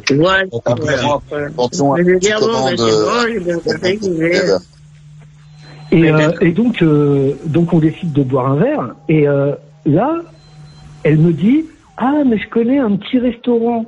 Et là, ça m'a fait tilt. Je dis, attends, moi, je lui propose de boire un verre, elle dirait qu'elle vit sur un restaurant. Non, c'est pas, alors moi, j'aurais pu lui payer un restaurant, mais j'ai trouvé ça un peu, comment dire, alors, il y a deux choses. Peut-être qu'elle a pensé, alors, le côté positif, c'est que si on voit la chose de manière positive, on peut se dire, bon, bah voilà, elle propose un restaurant, c'est-à-dire qu'elle a envie qu'on passe un moment long ensemble. Ouais. Mais moi, j'ai pas pensé ça. Moi, j'ai dit, ah ouais, elle veut manger gratuit. Comment? Oh, mais non, elle a peut-être flashé sur toi. Ouais, elle a peut-être flashé sur moi, mais je pense que... on peut aller manger ensemble. Ouais, mais premier rendez-vous, moi je propose un verre, direct tu me proposes un restaurant, je me dis elle veut manger gratuit. Ah bah c'est une dame de 67 ans, la dame de 67 ans, à sa période, les messieurs, ils invitaient les dames au restaurant, pas aller écluser dans les bars. Peut-être. Ah ouais, quoi, j'ai pas vu ça sous cet angle. Bah, oui. Elle a peut-être voulu juste prolonger la soirée. Mais non, c'est pas une dame de 30 ans, c'est une dame de 70 ans quasiment. Quand elle avait 20 balais, les mecs qui étaient intéressés par les filles les invitaient au restaurant, pas dans les bars. C'est ça, t'es pas censé... Elle a voulu juste te signifier que tu lui plaisais, c'est tout. Et de continuer la soirée avec toi. C'était pas se faire manger gratuit, quoi. C'est quoi, ça? Mais t'es pas censé la draguer, t'es censé la courtiser. Oui, effectivement, ah, c'est vrai, très, très, très beau mot. Oui, t'es censé passer un moment avec elle. Mais oui, mais je veux que ça soit... Un moment avec elle, vous ne connaissez rien. En progression, qu'on ait envie de se revoir, c'est-à-dire on boit un verre, un petit café, et tac, on se revoit, et là, il y a l'impatience, là. Voilà, mais non, mais si elle te dit ça, c'est que tu lui plais, Ou alors, elle me bouffait gratos, comme tu dis, mais ça, c'est moche. Ouais, mais bon, ouais. Donc voilà, j'ai... Mais non, c'est toi à voir, c'est comme ça qu'on goûte la première fois. Surtout ce qui m'a... Comment? Non, rien. J'ai rien dit, déjà. Moi, ce qui m'a surtout perturbé, c'est la psychogénéalogie. Alors, la psychogénéalogie... ça, oui, je comprends. Et donc, en fait, je me suis rendu compte que c'était une arnaque, en fait. C'est-à-dire qu'en fait, ils se servent de nos maladies, de notre anxiété, enfin, ils se servent de ça, et en fait, ils disent que nos maladies, notre anxiété, elle vient du vécu de nos ancêtres. C'est-à-dire que via l'arbre généalogique des clients, pas des patients, des clients, via l'arbre généalogique, ils cherchent en fait les drames familiaux et ils trouvent l'origine des problèmes du client dans l'arbre généalogique. Donc en fait, c'est-à-dire que voilà, nos drames entraient les générations, enfin les drames familiaux entraient les générations suivantes. Alors, il faut savoir qu'il y a le centre de manipulation mentale qui a mis en garde contre cette pratique. Parce que cette pratique, en fait, moi, quand j'ai entendu psycho, je me suis dit, waouh, elle a fait 10 ans d'études. Non, c'est une formation de 5 à 12 jours. Pour 2000 €, en 12 jours, tu peux devenir psychogénéalogique, te mettre une blouse blanche et faire des conférences. Donc, c'est génial. Et voilà, les mecs qui encaissent ça à 2000 €, ils te prennent pendant 12 jours fois une douzaine de participants, le chécos, il est sympa. Et il faut savoir que, alors ça c'est la formation de... Faut donner à manger que du salami par contre, pour que ça soit rentable. Mais c'est un diplôme, c'est pas un vrai diplôme, ce n'est pas validé. C'est pas un diplôme, c'est un ersatz de diplôme. Franchement, non, mais moi, je comprends. Pseudo-titre, c'est comme ceux qui achètent une plaque pour se mettre devant le truc en tant que psycho machin, et ça n'a aucune valeur, valeur. Si c'est Cathy, je t'assure, c'est un vrai diplôme, il est imprimé en couleur et tout. Ouais, enfin, c'est même pas. Et d'ailleurs, je crois que, en fait, ils ont interdit le terme je crois pour ce terme-là, c'est psychogénéalogie, parce que, en fait, au départ, ils disaient que c'était psychothérapeute, mais ils ont été remis. Alors, pardonne-moi. Psychothérapie, c'est plus. Ouais, Joey, mais moi, j'aimerais bien comprendre la dame. Là. Alors, on en est où de cette dame? Eh ben, cette dame, en fait, cette psychogénéalogique, le fait que elle m'ait proposé un restaurant, qu'elle ait bifurqué du bar au restaurant, plus ses séances à 50 et 120 euros, qui ne sont même pas remboursés, plus sa blouse blanche et sa formation à 2000 euros en 12 jours, je me suis dit, il y a arnaque là, je veux pas être manipulé, parce que elle a commencé à me dire, ah oui, donc tu vois, quand en fait, un autre moment, quand j'ai poussé l'investigation de la psychogénéalogie, on a eu d'autres conversations, on s'est pas encore vu, et là j'ai commencé à voir si elle allait me manipuler ou pas, et là j'ai commencé à lui sortir un mytho en fait sur mon enfance, et là elle me dit, bah tu vois qu'il y a un lien en fait entre j'ai dit ah ouais d'accord, elle c'est un gourou, elle va me piloter le cerveau, elle va me vider mon compte en banque déjà qu'il n'est pas lourd. Non. Mais alors donc finalement tu n'as pas poursuivi l'histoire avec cette dame, tu lui as pas mis un petit coup pour fêter ton arrivée. J'aurais pu lui mettre un petit coup, Et tu l'as pas fait en lui disant écoute, on va pas parler trop. Je vais me mettre derrière toi. Et je vais te donner un truc à faire, tu vas compter. 1, 2, 3. Non, mais il y a quelques années, j'aurais agi comme ça.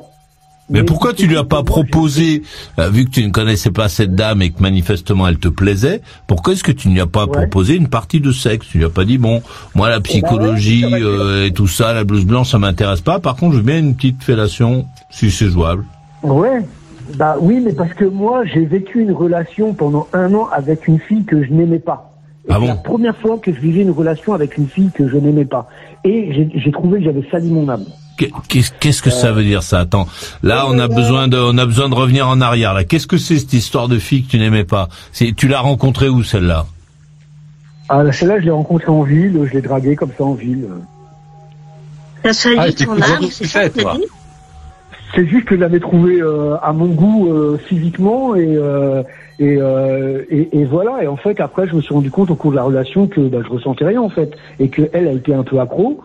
Et que pendant 1 an, j'ai vécu avec une femme, pas avec elle, hein, on avait chacun notre appartement, mais je veux dire, voilà, j'étais dans une relation et moi je ne supportais pas j'aime bien aimer, moi je veux aimer.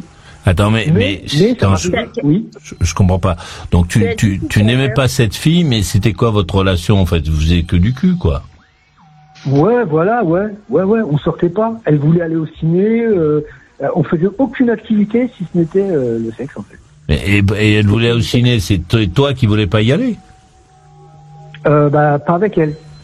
Tu ne voulais pas aller au cinéma avec elle? Toi t'es un dingue, non aussi, hein, t'es un barjot, t'as été interné récemment ou pas?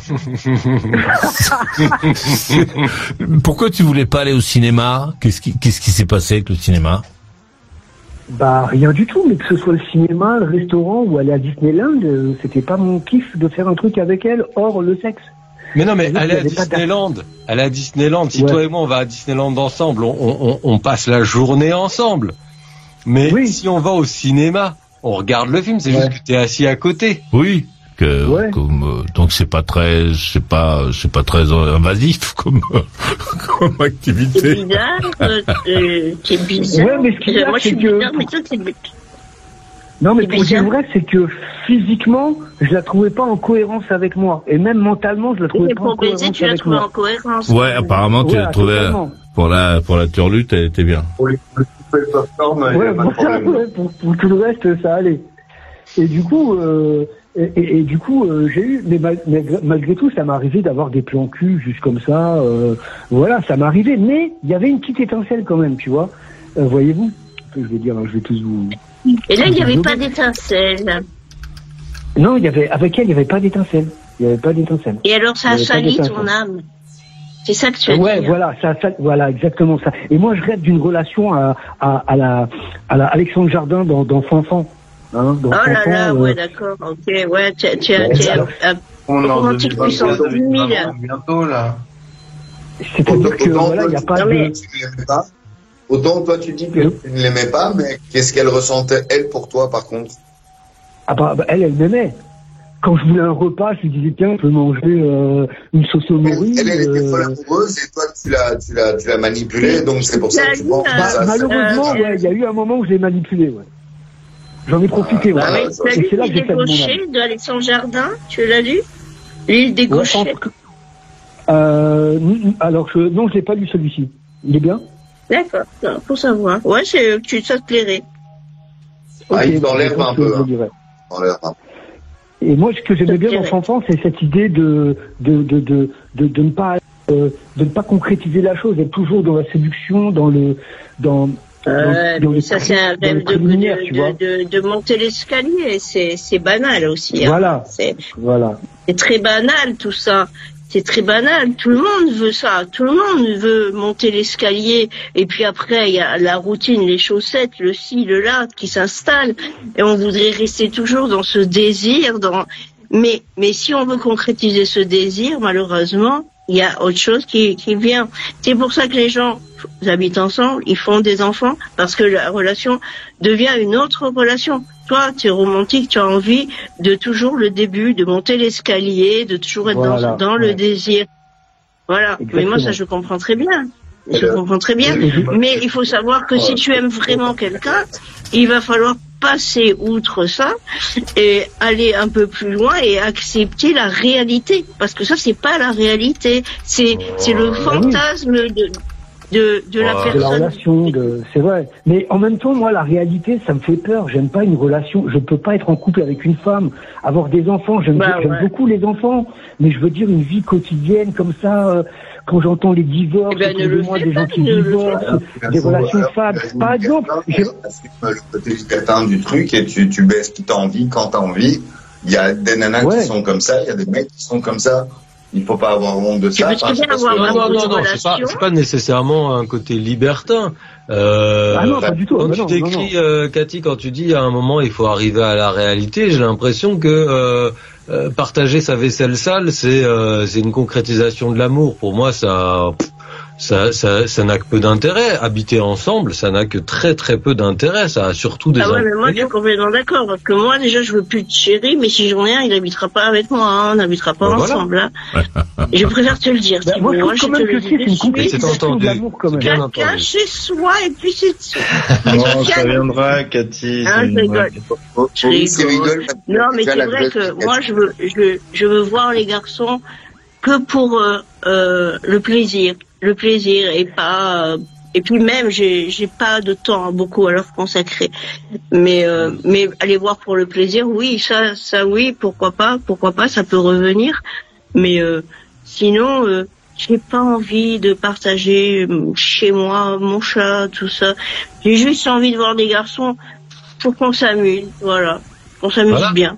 Mais donc il y a des gens qui éprouvent le besoin d'habiter sous le même toit, d'avoir la même adresse fiscale et de procréer et après de changer d'école, d'avoir la même adresse fiscale. Voilà. C'est romantique. Bien sûr, non, moi après c'est dépassé tout ça pour moi. Mais même avant, même quand j'étais plus jeune, je n'ai jamais eu cette envie-là, tu vois. J'ai jamais eu ça, j'ai jamais eu cette envie-là. J'ai toujours voulu avoir mon appart, être chez moi, même si j'ai vécu longtemps avec des garçons, 8 ans, 5 ans, 3 ans, enfin de moins en moins longtemps. Et puis et finalement pour en arriver à me dire que j'aime trop être toute seule, mais je suis pas contre les garçons. Mais moi je pense que ce sont ces choses qui nous ramènent dans le quotidien. Ce sont tous ces petits détails concrets qui sont pas glamour et dont en réalité on n'a pas besoin. C'est sûr que si on se retrouve à avoir des enfants et à payer des traites ensemble et etc., et emmener le chien chez le véto, on peut pas être toujours dans le grand escalier. Mais un couple, qui décide d'être chacun chez soi, ça peut être bien de partager ce genre de choses. Mais il y a des gens qui sont faits pour ça. On a besoin de partager quelque chose. On a besoin d'avoir un projet. Il y en a pour qui le projet, c'est le projet de la grande évidence, celui de fonder une famille. Mais il y en a pour qui ça peut être des voyages. Il y en a qui partent sur un tour du monde et une entreprise. Voilà, qui font des entreprises de psychogénéalogie. Eh oui, c'est pas pareil. Moi, avec mon ex Christian, nous, c'était les voyages. On voyageait. Après, il a voulu me faire un bébé. Déjà que j'avais avorté précédemment toute seule de lui, d'un enfant de lui. J'ai dit, monsieur, non, certainement pas. Mais on a voyagé. Il m'a fait faire de la peinture, de la musique, tout ça, et c'était vachement bien. Mais déjà, il t'a pas fait un enfant dans le dos. C'est déjà ça. Moi, je lui ai pas fait un enfant dans le dos. C'est moi qui lui ai pas fait dans le dos, parce que je pense que quand même avoir une relation toute seule. Avoir une relation comment dire qui va au-delà du plan cul, enfin je veux dire avoir une vie peut-être pas une vie commune mais partager des choses, la complicité là c'est vraiment le step supérieur et c'est un idéal aussi que je vise quand même quoi. Je ne veux pas que des relations sexuelles et chacun de son côté et on fait rien. Mais il se trouve que j'ai besoin de cette étincelle par exemple là la dernière fois que j'ai rencontré une fille, c'était sur un réseau social, enfin pas un réseau social, une appli de rencontre. Elle était en couple. On a discuté toute la nuit. Arrivé au petit matin, elle dit attends, je vais dire à mon mec que je vais prendre des photos du lever de soleil. Et elle est venue lever sa lune chez moi. Et donc là, je me suis dit je me suis dit là non, là c'est bon. Je me salissais en fait. Et donc j'ai décidé d'arrêter de faire une abstinence sexuelle en fait. Là depuis quelques mois, je fais une abstinence sexuelle. J'ai même arrêté. Quand tu veux te purifier. Comment? Tu veux te purifier? Oui, me purifier, puis surtout garder cette énergie sexuelle. T'es un barjot, toi. Je suis un quoi? Un barjot, un dingue, un fêlé, quoi. Un mec qui a un truc... Vous êtes barjot, monsieur. Ouais, dans les circuits, il y a des fils. Ils ont fait trop rapidement. Tes parents, ils ont raté quelques branchements. Ils ont laissé comme ça. Non, au contraire. Parce qu'il fallait que tu sortes. Ils ont dit bon allez, on le. 169. Je suis un maître de qualité car j'utilise la sublimation. Ouais, c'est ça, ouais, exactement. La sublimation, c'est-à-dire que tu dévies le désir sexuel vers une œuvre artistique. Et c'est quoi? Et après tu fais comment? Tu frottes ta bite dans un livre, un truc comme ça, c'est ça? J'ai une question. C'est quoi? Tu dis que tu es artiste, mais tu fais quel type de création? Moi, j'aime bien écrire. Tu écris? Ouais, j'aime bien. C'est ça, quand tu dis que tu es artiste, c'est que tu écris. C'est ton métier? Oui.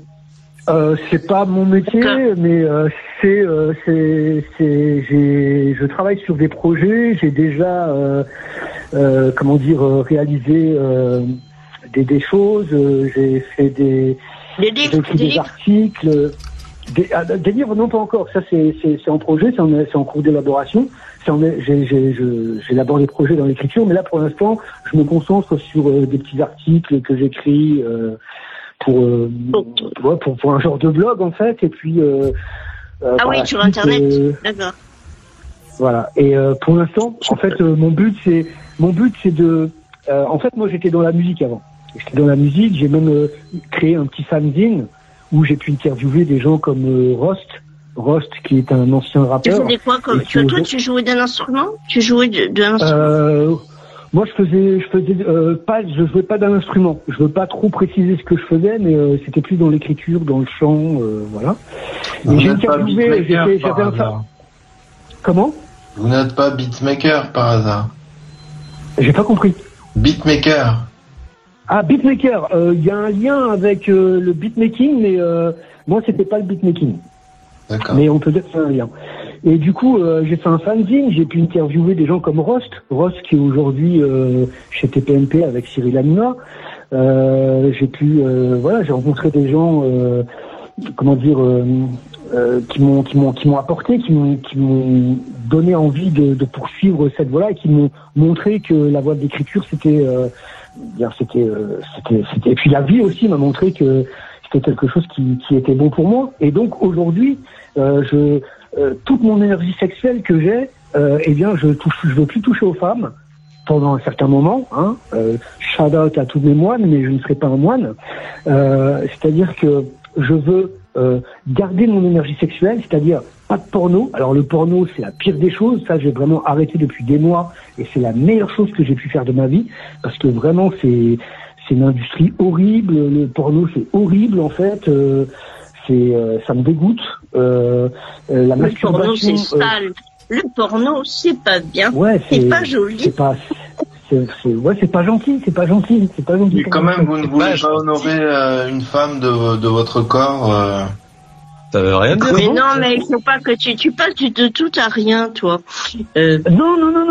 C'est que j'ai un projet comme Emmanuel Macron. Ça fait combien de temps que... Bon, lui, ça n'a pas marché son projet, je voulais te dire. Faut mieux que tu aies un projet.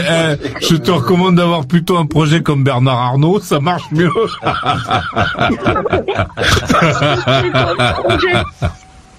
Joël, ça fait combien de temps que t'as pas juté bien. Joël, excuse-moi, Joël. Oui. Je peux te poser une question. Ça fait combien de temps que tu n'as pas juté? Ça fait... Là, sincèrement, ça doit faire 2 mois. Ah ouais, 2 mois, ouais, il doit y avoir de la pression dans le tuyau, là, disons, ouais. Non, au contraire, c'est-à-dire que j'arrive à contrôler. Mais vous comprenez pas. Et même en passant dans, tu sais, dans les vitrines. C'est la pulsion de vivre. Les vitrines de Tam Tam. Et quand il passe dans les vitrines de Tam Tam, il prend un risque.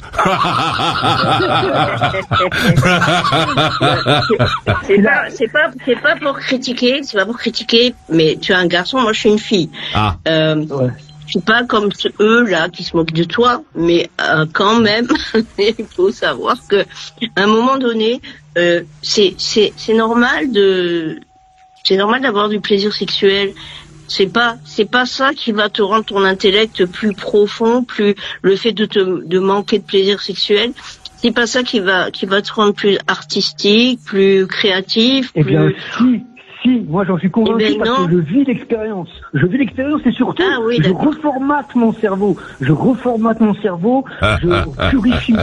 purifie mon âme et contrôler mon désir. Un petit peu rire, Maurice, mais contrôler. Non, mais il faut. Alors, je recommande à tous ceux qui sont intéressés par Joey de s'abonner à la République d'Orléans parce qu'il va être dans les fédifs, ce mec-là, dans pas longtemps. Il faut l'éplucher tous les jours. Ouais. Joey, c'est ton vrai prénom? Oui. Non, c'est un pseudo. Oui. Ah, d'accord. C'est un pseudo. Ouais, ben, moi, je m'en doutais, oui. Et du coup, voilà, c'est maîtriser l'énergie de vie, la maîtriser, c'est-à-dire que si j'arrive à, dépasser ce besoin primaire, mais ce besoin essentiel, si j'arrive à maîtriser ça, je peux tout maîtriser. C'est-à-dire que tout à l'heure, là, je suis en train de bosser. Pourquoi tu veux tout maîtriser, en fait? Pourquoi tu veux tout maîtriser? Pour avoir le contrôle, parce que je veux pas que ce soit mon corps qui contrôle, mais pourquoi tu veux avoir le contrôle? C'est pas mon sexe qui contrôle, c'est mon cerveau. Non, parce qu'il pense que c'est il croit que quand il a une érection, il pense que ça passe pas par son cerveau. Mais si, ça passe par mon cerveau, mais je veux dire, je résiste. Mais pourquoi faire, pour faire un fait divers, oui, vaut mieux, tu te prépares à faire un fait divers, donc tu essaies de réunir toutes les conditions. Ouais, tu te mets la pression, là. Et parce que tu veux maîtriser l'énergie, mais là, tu maîtrises pas l'énergie, tu annihiles l'énergie. Non, je la maîtrise parce que je veux faire ça. C'est-à-dire que tu la laisses mourir. Non, je la laisse pas mourir, je la contrôle. Je la refoule pas, je la contrôle. C'est-à-dire que je suis célibataire. Non, je m'empêche pas de bander, au contraire, je peux bander, je peux éprouver du désir en pensant à une femme, je peux éprouver du désir en regardant une femme, en croisant les yeux d'une femme, même en parlant, je suis dans la séduction, je peux très bien séduire une femme à la caisse d'un supermarché, ça m'est arrivé. Kader sort de ce corps.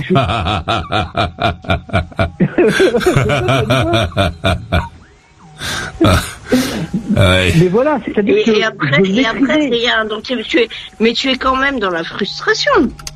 Non, pas du tout, parce que c'est une volonté, c'est-à-dire que je ne subis pas mon célibat, c'est un choix. C'est comme quelqu'un qui a une anorexie. Tu me fais penser, moi j'étais anorexique et je mangeais pas, mais non, je mangeais rien. Non, au contraire. C'est de l'anorexie. Je fais une diète. Oui, mais c'est comme de l'anorexie pour moi. Ce que tu vis là, ce que tu ressens, c'est comme qu'à une jeune fille, comme je l'ai été ou comme j'en connais, qui sont anorexiques, qui vont vouloir contrôler la nourriture, ne pas ingérer de nourriture, être plus fort que la nourriture, même faire donner à manger aux autres et ne pas se nourrir. Oui. Et c'est pour être plus fort que tout, et c'est contrôler, c'est maîtriser un besoin naturel qui est de manger, de se nourrir, s'alimenter. Toi, c'est pareil avec le sexe. Parce que les anorexiques, elles sont comme toi. Elles veulent se purifier. Elles veulent être pures, j'en connais Bon, et donc, et ça va durer combien de temps, Joey, l'expérience, là? L'expérience va durer, j'avais misé sur 1 année, mais je crois que ça va être 1 an et quelques, à mon avis. Hein. Pendant 1 an, je fais ça, parce qu'en fait, j'ai des objectifs, là, j'ai des projets, et mes projets, je veux réaliser mes projets avant de... Quoique non, on va dire, 6 mois. Déjà, 6 mois, c'est pas mal. Attends, c'est quoi mes projets? J'ai pas compris, pardonne-moi, c'est quoi mes projets? Mes projets, c'est par exemple, là, j'ai envie de déménager, donc là, je suis en train d'épargner pour déménager. Tu vas aller t'installer où ça? Projet d'écriture. Excuse-moi, tu vas t'installer où? Tu vas aller où? Je veux rester dans ma ville, j'adore Orléans. Ouais. Je reste à Orléans. Ouais, reste-y. Reste-y. Et alors tu vas aller sur les bords de Loire là-bas à Orléans, c'est ça? Non, et justement, malheureusement, faut pas trop parler des bords de Loire parce qu'on a retrouvé le corps d'un homme aujourd'hui. Sur les bords de Loire, c'est-à-dire que c'est une personne qui sortait de discothèque, il était perdu depuis, il y avait un avis de recherche depuis 3 jours. En fait, il est sorti de discothèque en état d'ébriété. Et du coup, alors ça, c'est pas précisé dans le journal. Là, je vous donne un peu l'exclusivité, si je puis me permettre. C'est-à-dire que c'est le collègue à une amie qui travaille dans la même société que lui, et en fait apparemment il était parti en discothèque pour les fêtes de fin d'année. Et il était un peu éméché. Parce que chez nous c'est pas encore les fêtes de fin d'année, hein, nous à Paris c'est pas les fêtes de fin d'année. Vous à Orléans, ça y est, vous êtes en janvier, non? Parce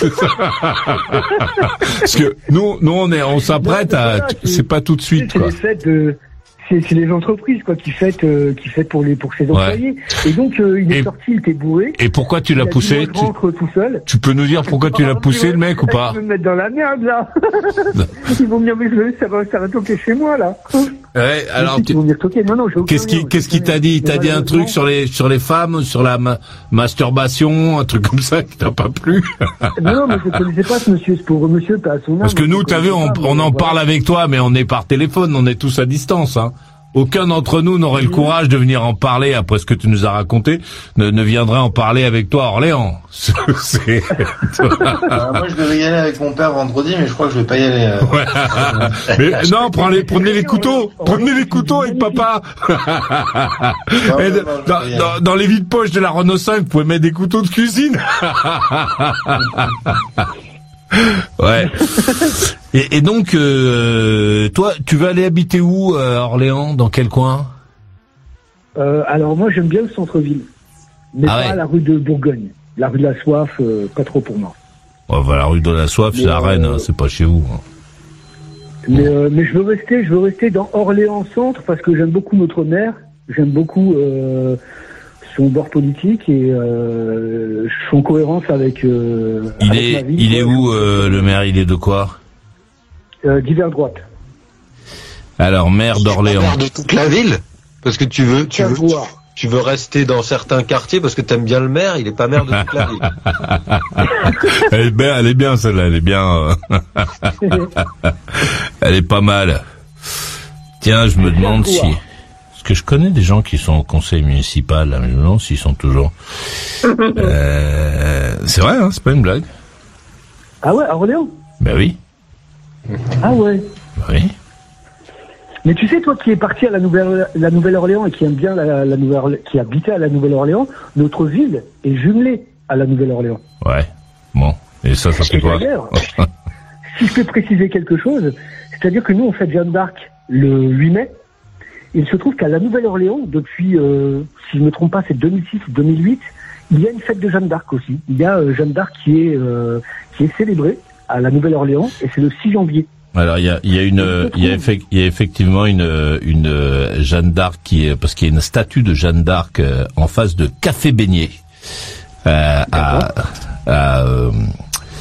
New Orleans. Il y a une petite fête qui est tenue souvent par le consulat de New Orleans. Ouais, donc les gens viennent là, c'est l'occasion, mais c'est un endroit festif, hein, donc ils fêtent pas que ça, ils fêtent plein de conneries à New Orleans, donc on peut boire. Je trouve ça marrant qu'il n'y ait pas de lien historique, il n'y a pas de lien historique, si ce n'est que les Français avaient vendu la Nouvelle-Orléans, enfin le nom est en lien avec le duc d'Orléans, je crois, mais ouais, si je me trompe pas, je sais pas, Stéphane Bern, excusez-moi.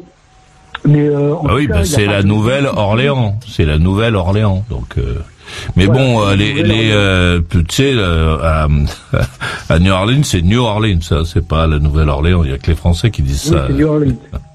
Mais ce qu'il y a d'intéressant, c'est que, ce que j'ai apprécié moi, c'est que cette année, il y a la Jeanne d'Arc 2024 de la Nouvelle-Orléans, de New Orleans, qui s'appelle Marley Marsalis, qui parle un français impeccable et qui a vécu à Orléans pendant une 12aine d'années et qui est devenue cette année, en 2024, la Jeanne d'Arc. Et elle a cette jeune fille, a cette particularité que je trouvais vraiment intéressante et qui m'a plu parce que ça m'a beaucoup parlé.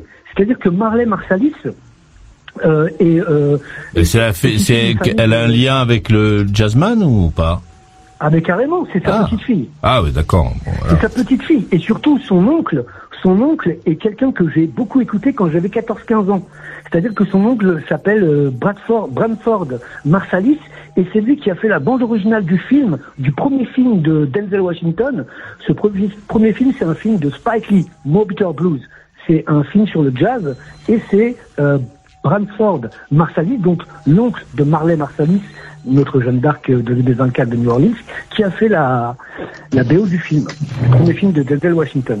Donc c'était un plaisir, un honneur de l'avoir. Elle a joué un récital de piano parce qu'elle est aussi musicienne, comme son grand-père et comme ses oncles aussi, parce que tous ses oncles, enfin pas tous, je sais pas si tous ses oncles font de la musique, mais en tout cas, elle est dans la musique également. C'est une pianiste et elle parle français et c'est génial. Et j'ai trouvé ça vraiment cool. Je suis pas fan visuellement de Marley Marsalis. Bah elle est chou, elle est mignonne. Ouais, non, pourtant moi, j'aime bien les effluves cacaotés, mais là Marley Marsalis, non. Moi, alors non. Moi ce que j'aime beaucoup, c'est que elle met en valeur sa chevelure. Elle n'est pas là à nous mettre des perruques comme je ne sais pas moi, d'autres femmes qui portent des perruques, je ne supporte pas. Elle met en valeur sa beauté naturelle, et ça c'est magnifique.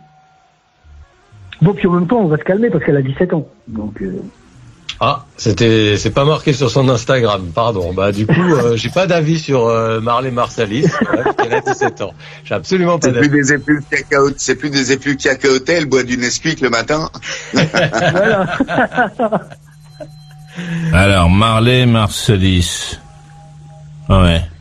Et d'ailleurs, si je puis écouter Bramford Marsalis, le morceau Moby-Dick Blues, c'est un morceau avec Mais c'est Wynton Marsalis, le mec connu, non? C'est pas Wynton qui s'appelle le jazzman? Je sais plus, mais c'est son grand-père qui est vraiment le plus connu, c'est son grand-père, c'est un grand jazzman, un grand. Bah oui, mais c'est Wynton Marsalis, il me semble. Bah ouais, comment il s'appelle? Wynton Marsalis, qui est le jazzman connu. Ouais, je sais plus, je vais regarder. Bah, il me semble, enfin, en tout cas. Ouais. Bon, et d'accord. Et alors, donc toi, tu es devenu dingue quand? Tu te souviens ou pas? Ça a commencé quand, ces envies de... Bien, un jour, je vous parlerai, la prochaine fois, mon prochain appel, je vous parlerai comment s'est déclarée ma maladie, parce que moi, je suis malade psychiatrique. Et oui. Bah oui. Et d'ailleurs, si j'ai repris contact avec Maurice Radio Libre, c'est que moi j'avais lâché après. Moi, j'étais connu avec Skyrock, donc après j'ai un peu lâché. Je savais même pas que tu avais une radio sur le net. Et en fait, il se trouve que j'ai changé de psy. Je suis allé voir un nouveau psy et ce psy dans sa salle d'attente. Non, j'ai pas fait une rechute. J'ai vu qu'il y avait une affiche avec une pub pour ta radio en fait. Et je dis non. Chez ton psy à Orléans, c'est ça? Chez mon psy à Orléans, et surtout, il a un mug Maurice Radio Libre. Oui, parce que ton psy, parce que ton psy d'Orléans est un monsieur qui écoute l'émission depuis très très longtemps et qui a participé pendant assez longtemps. Ensuite, il a un peu disparu dans les trucs, et peut-être qu'un de ces jours on l'entendra à nouveau. Mais c'est vrai en plus. C'est vrai. C'est une personne vraiment géniale. J'ai changé de psy parce que j'ai changé plusieurs fois de psy, mais je pense que celui-ci, je vais le garder au moment où il prendra sa retraite, je pense, parce que ça passe vraiment bien avec lui. Et oui, on s'est beaucoup amusé avec lui, et il était même venu lorsqu'on a fait l'émission à Tarifa. Il me semble qu'il est venu. Ton psy à Tarifa avec nous passer la soirée où on a fait l'émission. Tarifa, c'est au sud de l'Espagne. On avait fait une émission un peu marrante. On avait une Honda Insight, et on a fait une émission au Cap Nord, donc tout à fait en haut de la Norvège là-bas. On a fait une émission en direct de là-haut, et on avait, pour ceux qui se souviennent, on avait cette voiture, et donc parmi celles et ceux qui écoutaient l'émission, certains étaient sélectionnés pour faire un bout de route avec cette voiture. Donc il y en a qui ont fait un bout en Suède, on a qui ont roulé au Danemark, d'autres en Norvège, d'autres en France, etc. Puis ensuite, quand on est arrivé au Cap Nord, ce sont des journalistes de l'Argus qui ont fini le trajet. On a fait l'émission là-haut, et ensuite il y avait donc 2 autres gagnants qui ont repris la voiture. Puis ensuite elle est redescendue, on lui a fait traverser l'Europe, et on a fait une émission tout au sud de l'Espagne, donc à Tarifa.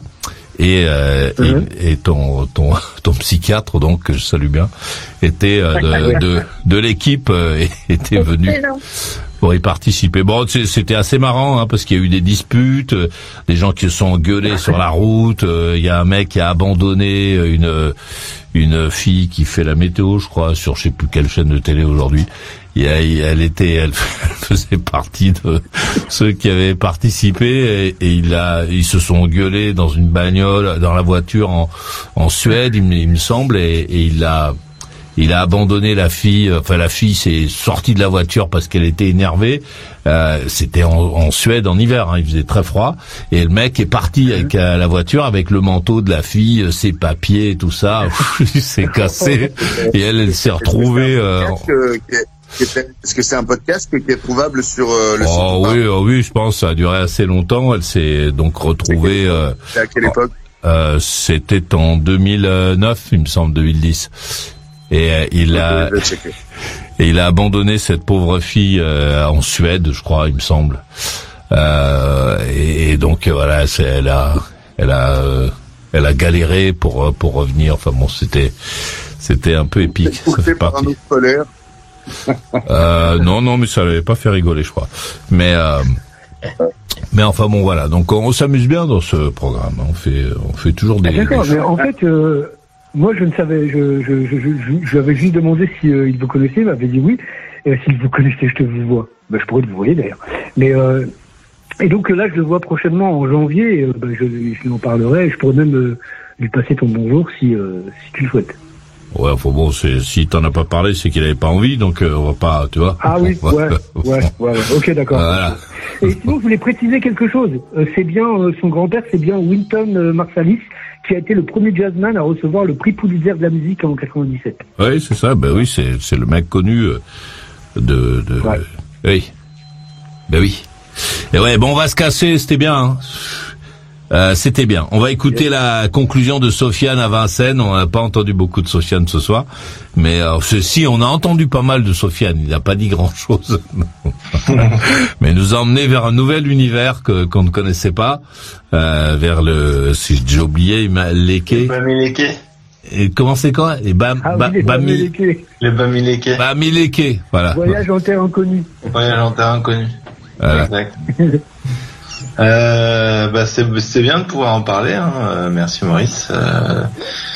Merci aux intervenants, à l'équipe technique et aux auditeurs. Et puis, rock'n'roll et bonne nuit. À bientôt, Maurice. Tu sais où me trouver. Reviens quand tu veux, hein. Reviens demain avec les Bami Yeleke. On va avancer. Rock'n'roll et bonne nuit à toi. Merci d'être venu. La conclusion de Thibaut à Paris et son histoire qui m'a rendu triste. Merci à tous pour la bonne ambiance. Moi aussi, je vais sortir les mouchoirs, mais désolé Joey, ce sera pour ma petite branlette avant d'aller au dodo. Perds ton énergie. Tu m'as bien fait rigoler en tout cas. Merci à tous et à la prochaine. Rock'n'roll et bisous. Rock'n'roll et bonne nuit à toi. Merci d'être venu et raconte-nous surtout la suite avec cette fille là. Maintenant, je suis dans les starting blocks là. J'ai envie de voir la course. Je vais envoyer le colis et je vous raconterai ce qui en est devenu. Avec joie. Rock'n'roll et bonne nuit à toi. Merci d'être venu. La conclusion de Nicolas à Wavre en Belgique et le restaurant Fleuve. Je devrais l'appeler le Fleuve, le restaurant. Ça, je pense que ce serait bien. Vas-y. Ouais, restaurant flottant, la barrique. La barrique, on aurait dû l'appeler le truc. Écoute, non, moi très content. J'avais vraiment décidé de pas appeler parce que très mal à la jambe. J'avais vraiment envie de me reposer. Je suis resté là maintenant toute l'émission en tailleur, en mode mauvaise position, donc je vais avoir super mal toute la nuit. C'est écrit dans le ciel en lettres de feu. Mais voilà, ravi d'avoir participé. Merci à tous ceux qui étaient là. Thibaut, bien drôle aussi, j'aimais bien faire rire. Et merci à toi, Maurice, pour c'est toujours les messages bateau, hein, les conclusions bateau. Je veux dire, il y a pas si c'est trop long, c'est plus une conclusion, et si c'est trop court, c'est bateau. Donc j'essaye de trouver l'équilibre entre les deux et de quand même mettre la petite marque et de mettre le petit accent sur le fait que malgré les petites moqueries et les comment dire l'intérêt que portent certains à la situation, qui est vrai, qui n'est pas une débilité, je raconte pas de conneries, il y a aucun mensonge dans mon truc. C'est intéressant. Chez moi à la maison, on m'engueule, on me dit mais pourquoi tu racontes ta vie sur cette radio, bazar et tout. Parce que c'est des gens neutres et que cette neutralité justement permet de justifier des choix que si tu en parlais à tes meilleurs amis, ou à tes frères ou à ta sœur, vu qu'ils te connaissent, ils réagiraient pas de la même façon que vous. Du coup, c'est ça l'intérêt de l'émission en fait, c'est de vous raconter des trucs que je ne pourrais pas raconter aux gens autour de moi, pas de la même façon. Et voilà. Et c'est ça l'intérêt du truc. Donc merci beaucoup pour l'accueil, merci pour la musique. Merci aux intervenants et le chat était bien drôle ce soir et rock'n'roll, bonne nuit, à très bientôt. Hein. Rock'n'roll et bonne nuit à toi, merci d'être venu. La conclusion de Catherine à Arcachon. La voilà, la voici. Et les petits bonhommes. Et ouais. Vous êtes de plus en plus moches. Et oui. Une petite chanson, une petite dédicace à tous les garçons. Laisse tomber les filles, un jour c'est toi qu'on laissera. Laisse tomber les filles, un jour c'est toi qui pleureras. On ne joue pas impunément avec un cœur innocent, Tu verras ce que je ressens avant qu'il ne soit longtemps. Plein de bises aux les garçons, et Maurice, merci beaucoup, et rock'n'roll. Rock'n'roll et bonne nuit à toi, merci d'être venu. Et la conclusion de l'incroyable Joey à Orléans. À Orléans. Eh bien, il faut suivre les conseils de France Gall et de Catherine. Laisse tomber les filles, laisse tomber ton zizi. Concentre toute ton énergie sur d'autres choses. Tu verras, tu te sentiras mieux. Merci à tous les intervenants. Chaque soir, c'est génial de découvrir de nouvelles histoires ou bien de suivre l'histoire de Nico. C'est vraiment super. Merci à vous. Et merci à toi, Maurice, je voudrais remercier ton équipe qui met des vidéos sur des extraits de ton émission sur ta chaîne YouTube. c'est vraiment plaisant à écouter. Moi, j'en écoute même après l'émission ou le week-end quand on ne peut pas t'entendre, avoir la joie de t'entendre. Donc, merci pour ça. Merci pour tout. Et puis rock'n'roll. Reviens quand tu veux. Rock'n'roll et bonne nuit à toi. Oui, nous raconter tes histoires, puisque on est encore dans un truc un peu particulier. J'étais ravi de passer cette soirée avec toi. Je salue celles et ceux qui bossent effectivement pour faire tourner le bazar où qu'il soit et quelle que soit leur position dans l'organisation. Et je salue celles et ceux qui étaient sur le chat de Maurice Radio Libre. C'est bien de venir là, jacasser, raconter, je sais pas quoi, participer, s'intéresser, puis bien sûr toutes celles et ceux qui sont venus parler. Et je vais te laisser avec une petite musiquette que tu as méritée, qui va fêter ton départ. Merci d'être venu. Demain soir 21h pile, je serai là. Et toi ? Maurice Radio Libre, la radio carrément rock, la radio carrément libre. Retrouve toutes les émissions en intégralité dans la boutique.